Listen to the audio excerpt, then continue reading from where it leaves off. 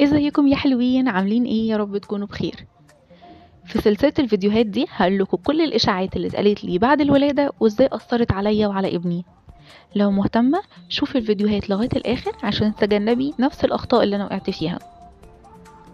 والفيديو ده هنتكلم عن الاشاعات اللي بتجيلنا في طريقة تربيتنا لاطفالنا. شوفيه لغاية الاخر وهتلاقي نفسك فيه. الاشاعة الاولى: اضربيه علشان يتعلم. اشاعة طبعا.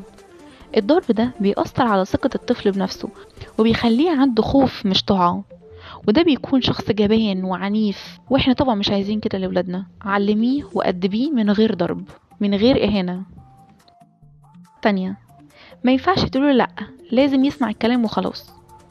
طبعا إشاعة فاحشة. قوليله لأ بس مهم إنك تقوليله الطريقة وتشرحيله وتوجهيه علشان يفهم الغلط من الصح، ويعرف برضو الصح فين وما يكررش، والأهم برضو علشان يثق فيا وفي كل حاجة هقولها له بعد كده.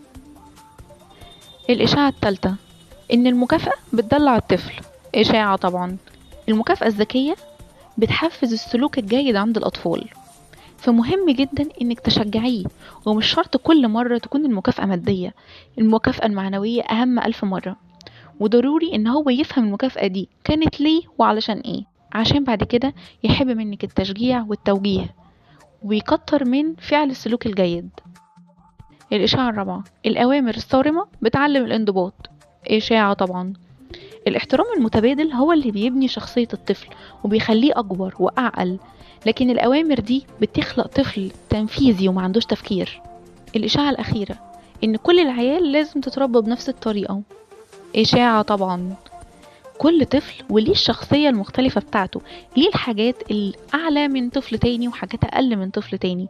في طفل بطبعه عنيد وفي طفل بطبعه هادي، فمش كل الأطفال ينفع نقول عليهم استندر رباية واحدة، وكل طفل ليه الأسلوب الخاص بيه، لأن الصح المناسب لابنك مش هيناسب ابني. انتي الوحيدة اللي تقدري تقرري وتختاري الأسلوب الوحيد المناسب لابنك، بحيث يطلعوا فاهمين وواعيين، والأهم إن هم يكونوا واثقين من نفسهم.